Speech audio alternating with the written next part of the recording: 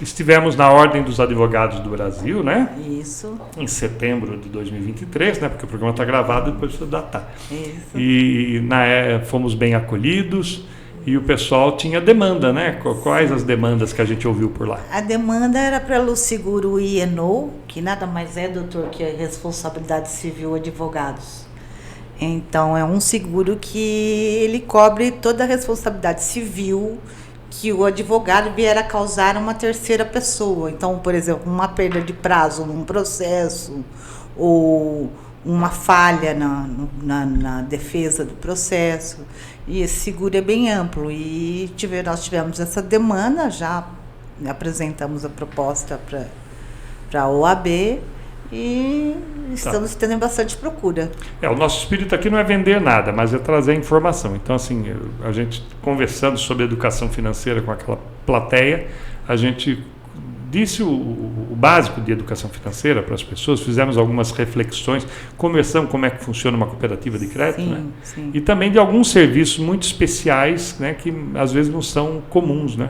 Pouca gente sabe, até porque o nome é em inglês, né? É mais difícil, né? Mas basicamente o de responsabilidade civil. É a responsabilidade civil.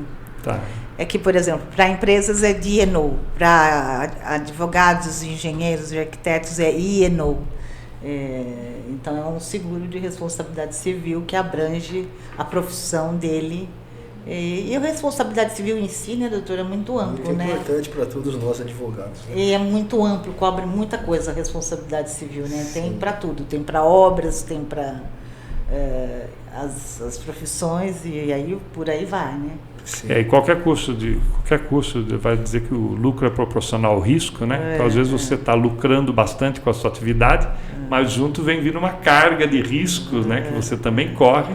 E se pudessem dividir esse risco com mais alguém, é melhor. Doutor Eduardo, prazer recebê-lo. Prazer é meu. Explica para nós o que é responsabilidade civil tecnicamente. A gente fala assim muito como no dia a dia, né? Mas o que significa isso para o leigo assim, entender? Bom, inicialmente, agradecer a você, Marcos, a Deca, nosso Fabrício aí pela oportunidade, pelo gentil convite que me foi formulado para estar aqui com vocês. Nós que agradecemos. E dizer que, de um modo geral, Marcos, quando se fala em responsabilidade civil, se fala fundamentalmente em ilícito civil, né, praticado, seja lá qual for a modalidade, no caso do advogado, perda de prazo, não é? Má condução do processo. O engenheiro civil, por exemplo? Engenheiro civil, né? Um profissional liberal qualquer que no curso da sua atividade acabe praticando algum ato que redunde no ilícito civil passível de responsabilidade civil, né? Então, com essa atuação ilegal, ele acaba por atuar de forma ilícita e então é passível de uma indenização na esfera civil. E aí então é que nós falamos em responsabilidade civil. Se há responsabilidade civil, há o dever de indenizar. Tá, entendi. Então, assim, é um seguro no sentido de que cometeu, vamos falar assim, no popular, algum erro, né? Cometeu algum erro. Que seja responsabilidade por aquele erro, vai acabar tendo que pôr a mão no bolso e se tiver um seguro, ajuda. Para indenizar. O seguro, claro que ajuda. O seguro é muito importante. Deca, as seguradoras ajudam só na indenização ou elas ajudam na defesa ou na discussão do assunto quando o caso acontece? Esse seguro tem que ter a ação para poder receber. Tem que ter uma discussão. Tem que ter a discussão judicial. E ela pode, muitas vezes, fornecer um advogado do departamento jurídico dela ou deixar livre escolha e pagar esse advogado para o segurado, no caso, acionar e fazer a defesa dele. Então, isso nós temos dentro da cooperativa, é isso? Temos. Tá, então, nossos cooperados, e até para não cooperado tem também o serviço? Tem. Tá, então pessoal, cooperado ou não cooperado, que quiser saber mais sobre esse tipo de cobertura, né, do seguro, que é para te deixar trabalhando mais tranquilo, pode procurar a cooperativa. Eu digo até porque a gente não está vendendo nada exatamente, mas assim, se precisar vir conversar conosco para entender melhor aquele produto ou serviço financeiro e eventualmente contratar com outra pessoa, outro corretor de seguro da sua preferência, não tem nenhum problema. É importante fazer essa educação, essa conscientização, e é um serviço gratuito e público que a cooperativa oferece para você, sendo cooperado ou não, tá bom? Doutor Eduardo, a sua área não é a civil, né? Não é a civil. Então entramos por aí, mas... Não é a civil. Como é que o meu cooperado, o que o meu cooperado faz? O Eduardo é cooperado aqui da Cooperativa de Crédito Crediassisc, e está sendo recepcionado aqui para a entrevista. Então, o que o Eduardo faz no dia a dia? Bom, inicialmente um pouquinho do nosso histórico, né? O escritório de advocacia já está sediado aqui em São Carlos já há mais de 20 anos, né? Há mais de 20 anos, portanto, nós militamos na área criminal, é uma paixão antiga. Talvez, como eu disse para você no começo da nossa conversa, uma paixão que eu herdei do meu pai, que foi promotor de justiça há muitos anos aqui em São Carlos, tem uma carreira dedicada ao Ministério Público, e eu acabei tomando gosto pela área e acabei resolvendo advogar na área criminal. Né? E durante todos esses anos, Marcos, a gente tem aí, né, atuado aí nas mais variadas espécies de crimes e nos mais variados focos de clientes, né? Empresários, engenheiros, médicos, né? Realmente uma gama muito grande de atuação. E deixa eu te interromper um pouquinho, porque por favor. A ideia do direito criminal, direito penal, é sempre uma ideia no coletivo um pouco formada pelo cinema, né? Pela TV, o cinema. Sempre uma ideia assim meio fantasiosa da vida, né? Sim. E aí o crime sempre é ligado a personagens ou estereótipos que são os criminosos. Sim. Né? Aquele tipo lombrosiano, né? Isso, quer dizer, uma coisa estranha. A gente tem no imaginário que o criminoso é um ser meio estranho ali. Sim. Aí quando você está me dizendo que é gente comum, gente que está trabalhando, gente que tem uma empresa ou um profissional liberal, ele também pode estar cometendo crimes e a gente não imagina, né? Assim, no imaginário, criminoso é alguém assim suspeito e tal. O crime pode estar... Tem aquele estereótipo de criminoso, isso, né? Mas eu aproveito para dizer para você, Marcos, que ao longo dos anos, o direito penal, como nós já dissemos no começo do programa também, ele elegeu um novo alvo, por assim dizer, para ser objeto de investigação. E quem é esse novo alvo? É o empresário. É o microempresário, é o empreendedor pequeno, são essas pessoas que empreendem, né, que dão emprego para as pessoas, que trabalham, que produzem riquezas para o país, mas ao mesmo tempo que durante essa atuação ou nessa atuação acabam por praticar ilícitos penais. E os órgãos de persecução penal, os órgãos de investigação, Ministério Público, delegados de polícia, estaduais e federais, têm investigado esses empresários. Não é? Eles querem saber se na atividade empresarial existe sonegação fiscal, existe crime de apropriação indébita previdenciária, existem crimes ambientais, não é? Existem fraudes corporativas, estelionatos dentro da empresa. Então é importante que o empresário esteja atento a essas questões na sua atividade enquanto empresário.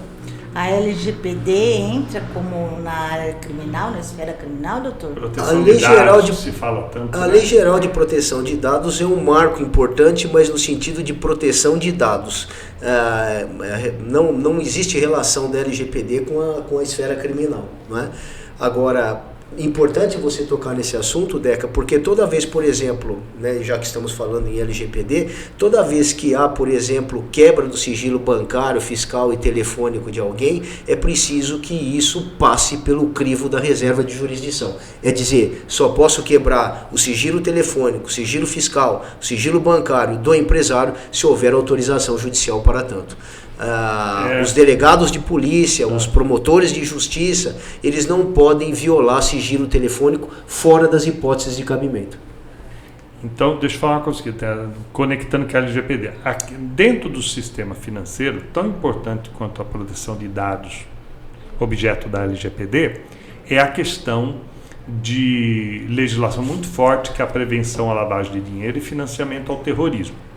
Quem trabalha em banco ou cooperativa, no sistema financeiro, vive tendo que renovar cursos e treinamentos, né, em nível corporativo, para poder ficar atento às evidências de lavagem de dinheiro e financiamento ao terrorismo. Comunicar Professor, o COAF. Isso, explica para a gente direito. Explica para a gente direito o que é esse mundo aí da lavagem do dinheiro, isso que nós acabamos de falar. Sim, a lavagem de dinheiro, ou branqueamento de dinheiro, como chamam os espanhóis, como denominam os espanhóis, nada mais é do que prática onde o sujeito coloca no mercado lícito bens provenientes de origem ilícita. Então todo o dinheiro que é obtido de forma ilícita, de forma ilegal, e aí então nós estamos falando em sonegação fiscal, tráfico de entorpecentes, uma gama enorme de ilícitos penais cometidos, e a partir do dinheiro que é obtido através dessas práticas criminosas, o sujeito coloca no mercado bens que são obtidos através de origem ilícita, dando para eles um formato legal, um formato lícito, quando na verdade são bens que são provenientes de atividade criminosa. Bem? Entendi. E a partir disso, Marcos, se me permite só para complementar, dependendo do conjunto de pessoas que estão envolvidas, a lavagem de dinheiro está ligada à organização criminosa, né? 4 ou mais pessoas previamente determinadas nesse sentido, com tarefas bem definidas, eles passam a atuar de forma ou de maneira a colocar no mercado lícito bens, né, ou produtos obtidos através de origem ilícita. Então veja vocês que existem até departamentos especializados dentro do Ministério Público para apurar, e varas especializadas para apurar crime de sonegação fiscal, lavagem de dinheiro e organização criminosa. Né? É um pacote. É um pacote, exatamente. É um pacote onde o sujeito vai ser investigado. Por exemplo, existem indícios ou possibilidades de um determinado empresário estar sonegando imposto. Né? E aí então eles vão apurar outras coisas, lavagem de dinheiro, o que o sujeito está comprando e está sonegando imposto, ele está lavando dinheiro com esse dinheiro que não foi contabilizado. Né? Quem é que está atuando junto com ele? São várias pessoas, então nós estamos falando de organização criminosa. Então veja você que é muito fácil. Existe, exato. É uma linha muito tênue, uma linha divisória muito tênue entre o lícito e o ilícito, o legal e o ilegal. Né? Recentemente nós fizemos um trabalho na Universidade de São Paulo, que vai ser publicado daqui a um tempo, onde eu falo sobre as ações neutras, né, e os seus reflexos no ambiente corporativo. As ações neutras são ações, por assim dizer, de grosso modo, né, são ações tidas ou enxergadas a princípio como ações lícitas, legais, mas que no final das contas elas não são tão lícitas assim e acabam por trazer responsabilidade penal para o empresário. Não é? E nesse sentido é importante, por isso que eu digo, que hoje as empresas precisam contar com o apoio de advogados especialistas na área, no sentido de monitorar o que está sendo feito, o que acontece dentro dessa empresa, para a finalidade de evitar ou minimizar ilícitos penais. E aí então nós falamos em compliance criminal, que é o conjunto de protocolos de natureza ética cuja finalidade é prevenir ou minimizar ilícitos penais dentro do ambiente corporativo.